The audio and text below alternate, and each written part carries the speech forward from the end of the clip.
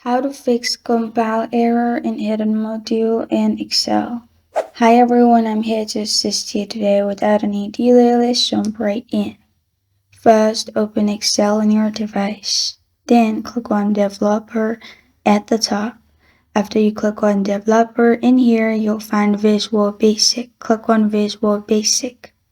After that, in here click on Tools at the top. After you click on Tools at the top, click on References, which is the first option. After you click on References, you'll find all these options. Simply scroll down and search for Missing File and uncheck them. After you've unchecked them, click on OK at the right side and you're good to go. This is how to fix compile error in hidden module in Excel. Thank you for joining me today. If this video helps you out, please leave a like and subscribe for more. Got a question or want to suggest a topic? Comment below. Thank you for watching.